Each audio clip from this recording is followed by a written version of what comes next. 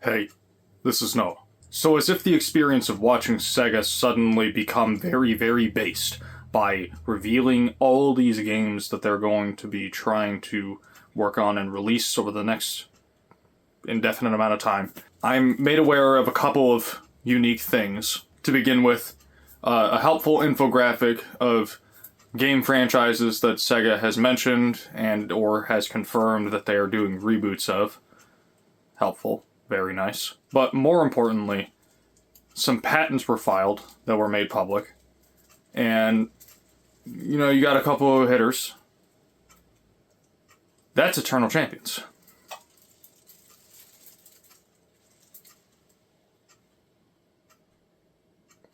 Boy! For those who don't know, Eternal Champions is a fighting game that SEGA published, created, back in the 90s on the Sega Genesis. Fighting games typically released in the arcade and then got ported to home consoles with compromised versions. Eternal Champions was weird because it only was a home console version, so it just was that.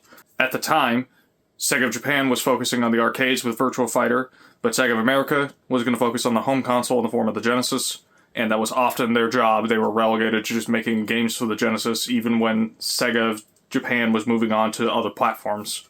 So they churned out Eternal Champions. Eternal Champions was quality, and it sought to compete with Street Fighter and Mortal Kombat, as many did at the time. What happened to Eternal Champions was that Sega kneecapped the game because Virtua Fighter was not doing as well as Eternal Champions was, and they liked Virtua Fighter more. So they disallowed Eternal Champions from getting substantial sequels outside of what is effectively just an update on the Sega CD, and canceled basically everything else, including ideas for like a Saturday morning cartoon, comic books, action figures. The best that they got was individual games featuring some of the characters from Eternal Champions, both of which released at the end of the lifespan on their respective platforms and did not sell well because of that. All because Sega wanted Virtua Fighter to be pushed more. In general, I like Eternal Champions. I'd say that in some respect I like it more than Virtua Fighter. I've played more Virtua Fighter, but I'm not that big of a fan of 3D games. Tekken's fun, but it's hard to get into by comparison to some of the 2D games that I've played more of. Regardless, the idea of Sega filing for this is really exciting because, of course, this might imply that they're going to do something with Eternal Champions. And honestly, I'll take anything.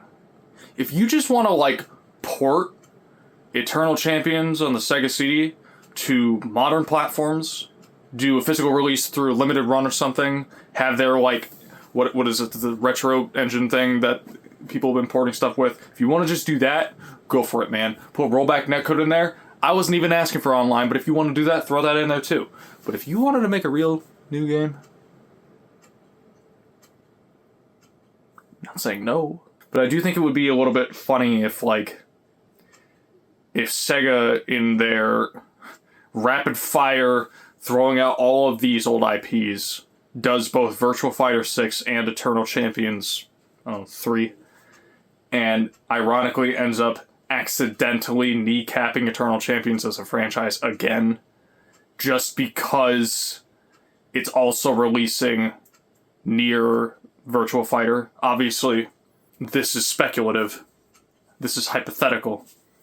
We might not actually see a new Eternal Champions game for a while. And I think pretty much everyone and their brother understands that Virtua Fighter 6 is probably a thing, and is likely then to come out sooner than an Eternal Champions game, given that all we have to go off of is filed information. What do you guys think of this? Of all of the things that were filed for, but also, I guess, that infographic.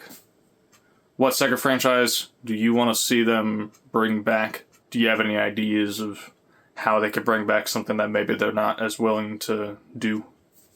Let me know in the comments below. This is Noah. Eternal Champions. See ya.